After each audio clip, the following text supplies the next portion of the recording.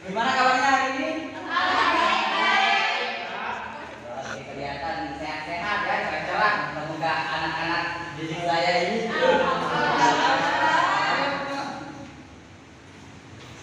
Bapak buka jas dulu ya. Silakan.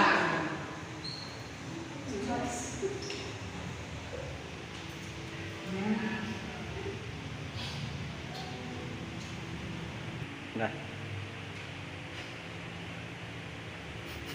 Sebelumnya Bapak absen dulu ya. Ya. Kita mulai pelajaran pada pagi hari ini.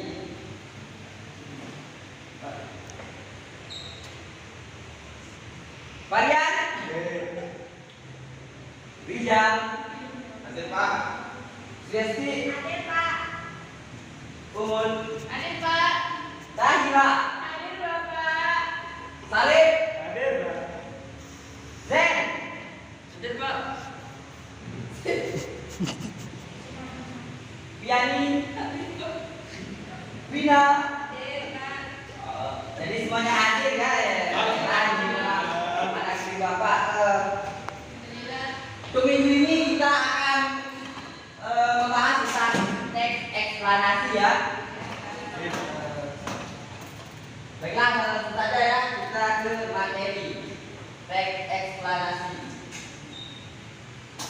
Pertama yang akan kita pelajari di teks eksplanasi yaitu yang akan kita bahas di teks eksplanasi yaitu pengertian teks eksplanasi. Yang kedua, fungsi teks eksplanasi. Tiga, ciri-ciri teks eksplanasi. Empat, struktur teks eksplanasi. Yang kelima, jenis-jenis teks eksplanasi. Yang keenam, langkah-langkah membuat teks eksplanasi. Kita langsung saja ke pembahasan yang pertama. Pengertian teks eksplanasi.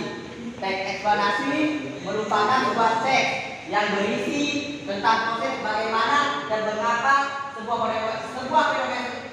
fenomena bisa terjadi. Fenomena tersebut dapat berupa fenomena alam, sosial, ilmu pengetahuan, dan budaya tertentu yang terjadi di kehidupan sehari-hari. Sampai di sini ada pertanyaan? Tidak ada Pak. Apa? Mari kita lanjut. Baik, ciri-ciri teks eksplanasi. Yang pertama, teks eksplanasi bertujuan memberikan informasi, pengertian, dan pengetahuan. Yang kedua, teks eksplanasi bersifat menjawab pertanyaan apa, mengapa, dan bagaimana. Yang ketiga, teks eksplanasi disampaikan dengan gaya yang lugas dan menggunakan bahasa yang baku. Tahira, ada depan. Teks eksplanasi umumnya disajikan dengan menggunakan susunan yang logis. Yang kelima, teks eksplanasi biasanya memuat penunjuk keterangan waktu, penunjuk keterangan bicara, konjungsi kronologis, dan kata tunjuk. Yang keenam, teks eksplanasi termasuk jenis teks non fiksi yang di dalamnya terdapat data, fakta, serta opini yang logis. Yang berikutnya, teks eksplanasi bersifat faktual, di mana ia memuat seluruh informasi yang bersifat fakta dan ilmiah. Dan yang terakhir, teks eksplanasi menggunakan konjungsi kausalitas maupun kronologis. Konjungsi kausalitas contohnya ialah antara lain sebab, karena, oleh sebab itu, oleh karena itu, atau sehingga. Sementara konjungsi kronologis contohnya adalah kemudian, lalu, setelah itu, dan pada akhirnya. Sampai di sini ada pertanyaan untuk ciri-ciri dari teks eksplanasi ini? Tidak ada Pak. Tidak ada Pak. Aman. Oke, aman ya. Selanjutnya yaitu struktur teks eksplanasi. Teks eksplanasi ini mempunyai 3 struktur, meliputi pernyataan umum, deretan penjelas, dan kesimpulan. Langsung saja ke pernyataan umum. Berisi gagasan yang berupa kalimat-kalimat yang menjelaskan tentang suatu fakta yang bersifat umum. Pernyataan umum merupakan penjelasan tentang topik utama. Yang kedua, deretan penjelas merupakan inti dari teks eksplanasi. Bagian ini berisi kalimat-kalimat yang menjelaskan pernyataan umum. Deretan penjelas menjelaskan fakta tentang proses terjadinya suatu suatu dari sebab akibat itu terjadi. Yang ketiga, kesimpulan. Kesimpulan atau interpretasi berisi ringkasan penjelas dari penulis. Bagian ini juga berisi gagasan yang dapat berupa tanggapan, kesan, pendapat, atau pandangan teoritis terhadap kejadian tersebut. Di dalam bagian ini juga bisa ditambahkan saran atau juga tanggapan penulis mengenai fenomena tersebut.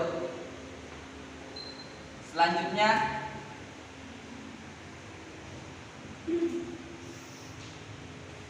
itu jenis-jenis teks eksplanasi.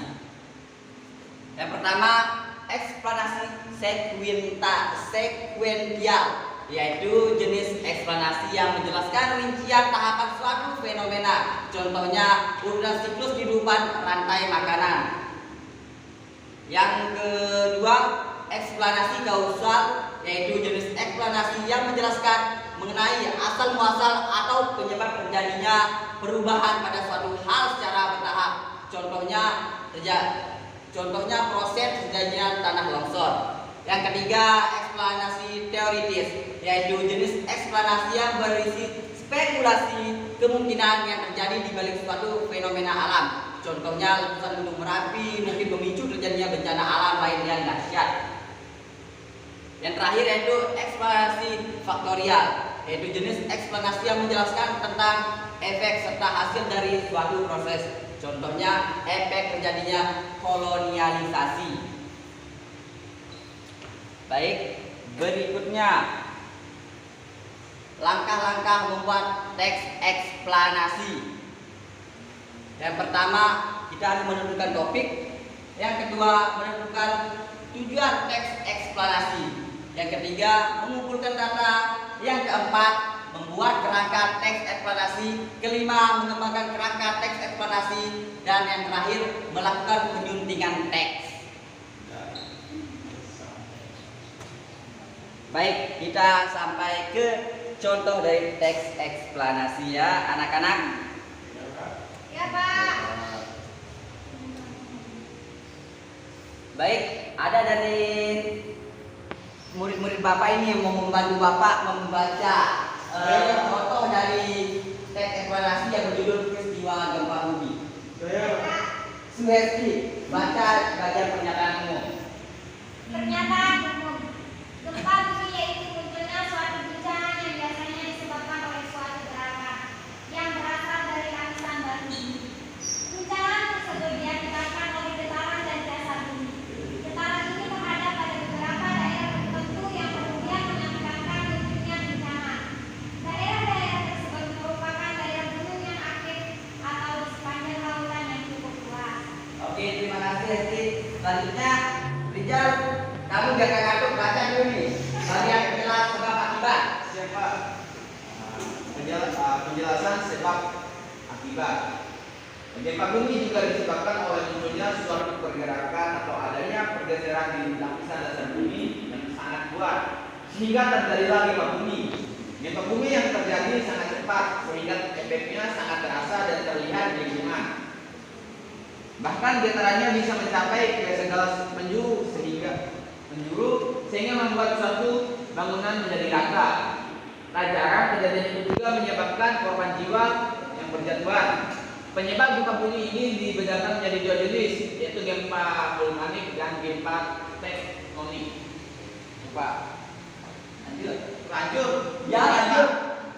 Gempa vulkanik merupakan jenis gempa yang disebabkan oleh letusnya gunung berapi dengan skala yang terbesar. Gempa vulkanik ini terbilang lebih jarang terjadi jika dibandingkan dengan peristiwa gempa tektonik. Gempa tektonik adalah letusan kerak bumi yang sifatnya lunak yang kemudian menimbulkan pergerakan atau pergeseran. Lanjut, Pak. Lanjut. Oke. Jika dilihat dari teori tektonik plate bahwa memang ada beberapa lapisan buatan yang terdapat pada permukaan bumi. Daerah yang terdapat lapisan kerak bumi ini akan hanyut atau bahkan mengapung di suatu lapisan tertentu, seperti bagaimana terjadi salju. Pergerakan tersebut sangat pelan yang akhirnya menyebabkan lapisan satu dengan lapisan lainnya pecah dan kemudian saling bertabrakan. Hal itu yang menjadi penyebab dari gempa bumi tersebut. Oke, terima kasih. Ya. pengantarnya atau interpretasi. Bagian interpretasi. Interpretasi. Gempa bumi ini bisa terjadi kapan saja dan di mana saja, khususnya di daerah tertentu. Contohnya pada perbatasan Pasifik. Mengapa hal itu bisa terjadi? Karena sebagian besar daerah tersebut memang dikelilingi oleh gunung berapi. Itulah sebabnya area tersebut disebut dengan lingkaran api. Oke, terima kasih. Oke, Pak. Sekian ya untuk hari ini materi tentang teks eksplanasi. Selanjutnya Bapak akan memberikan tugas untuk kalian untuk dikumpulkan minggu depan. Oke? Ambil nomor berdua berkelompok sama kalian. Kalian kelompok sama SD. Diani sama Pina. Zen sama Sarin. Rijal kamu sendiri gak ada pasangan. Oke, soalnya kamu naik Twitter ya. Makasih Pak. Ya, untuk tugas itu Bapak tunggu sampai minggu depan. Harus jadi, kalau nggak jadi keliling lapangan kalian. Siapa? Oke? Siap. Mungkin kita cukupkan saja ya untuk pertemuan pada pagi hari ini. Mari kita tutup pelajaran kita pagi hari ini dengan membaca Alhamdulillah.